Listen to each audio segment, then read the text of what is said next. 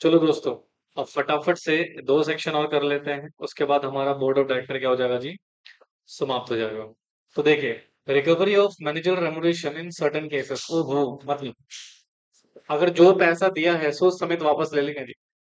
Section 199 बेटा कुछ circumstances हमें बता रहा है कि कुछ केसेस में पैसा क्या ले लेंगे आपसे, वापस ले लेंगे। तो वो कौन से केसेस हैं देखो।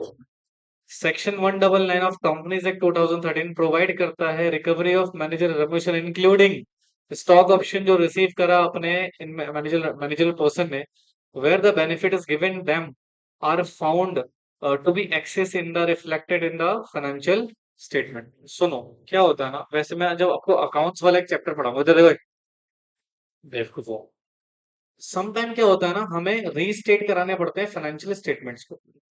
क्या कराना पड़ता है, रीस्टेटेड। रीस्टेटेड का मतलब होता है कि हम ना, हमें कुछ गड़बड़ लग रही है कि फाइनेंशियल स्टेटमेंट ना सही से बने नहीं, तो इनको ना दोबारा से रीचेक करो और रीस्टेट करो। और समटाइम एनसीएलटी ऑर्डर पास करता है कि अकाउंट को रीस्टेट करो।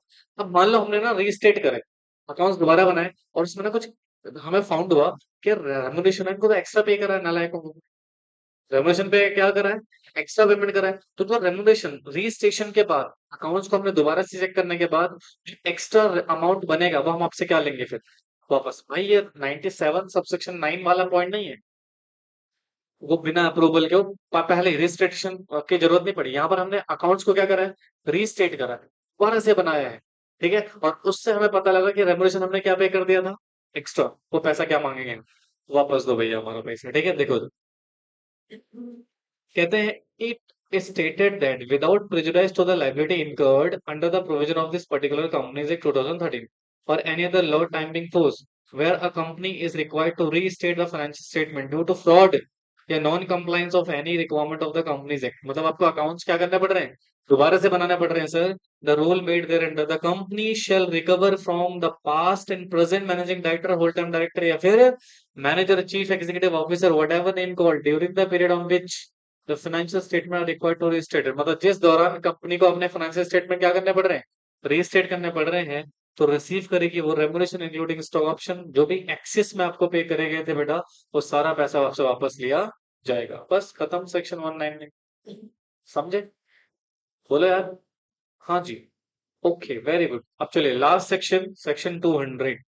क्या कह रहा है, additional compliance for payment of manager remuneration in case of no profits या प्रॉफिट एडिक्वेट नहीं है।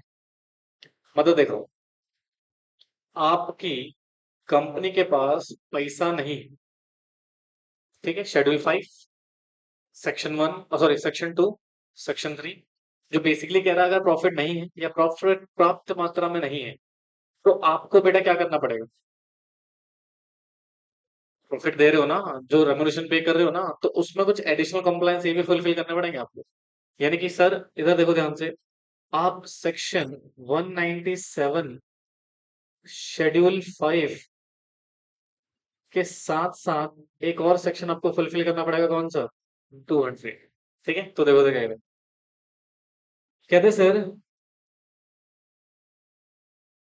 in respect of case where company has inadequate या फिर no profits, a company fix remuneration within the limit specified in this particular act, such amount or percentage of profit as deemed fit while doing so company shall have regard to। मतलब company को ये चीज भी देखनी पड़ेगी सबसे पहला, financial position. आप बताओ, कंपनी के फाइनेंशियल पोजीशन बहुत ज्यादा खराब है, कंपनी बंद होने के कगार पे है, और तुम क्या कर रहे हो, रेमुनेशन दो और बढ़ा के दो। क्यों भाई, है ना, तो पहला फाइनेंशियल पोजीशन देखो सही है कि नहीं। दूसरा, रेमुनेशन या commission drawn by the individual concern और अदर कैपेसिटी में, वो भी कंसिडर करोगे कि अदर कैपेसिटी में भैया कितना पैसा मिल रहा है आपको। Remuneration commission drawn by him, दूसरी कंपनी से मिल रहा है कि नहीं मिल रहा है। ठीक है, प्रोफेशनल क्वालिफिकेशन आपकी क्या है वो देखा जाएगा, अदर मैटर जो भी प्रिस्क्राइब है वो देखा जाएगा। तो देखो रूल 6 बेसिकली यहाँ पर अदर मैटर को डिफाइन करता है, जैसे कि company shall have regard to following matter getting granted approval, sorry, parameter for considering the remuneration. सबसे पहला, फाइनेंशियल एंड ऑपरेटिंग परफॉर्मेंस कैसी है कंपनी की, बोलो बच्चों। Relationship between remuneration and performance, मतलब जो रेमुनेशन दे रहे हो और जो परफॉर्मेंस हुआ है उसके बीच का relation.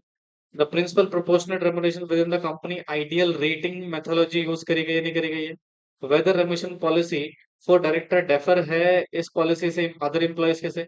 Security held by director, क्या सिक्योरिटी हेल्ड करिए, क्या प्लेज वगैरह कराए, तो इन सभी बातों को आपको कंसिडर करना पड़ेगा अगर कंपनी में प्रॉफिट्स नहीं है या इनएडुकेट प्रॉफिट्स हैं रेमुनेशन पे करने से पहले। समझे? सेक्शन 202 तो करा चुका था मैं लास्ट क्लास में आपको, और ये मैं आपको ऑलरेडी करा चुका हूँ। तो इसके साथ बेटा हमारा ये चैप्टर क्या हो गया जी, समाप्त हो गया। ठीक है, तो यानी कि डायरेक्टर चैप्टर हमारा यहाँ पे क्या हो गया दोस्त, समाप्त हो गया है। ठीक है, अब नेक्स्ट क्लास से हम वॉल्यूम 1 का फर्दर सिचुएशन डिस्कस करना शुरू कर देंगे।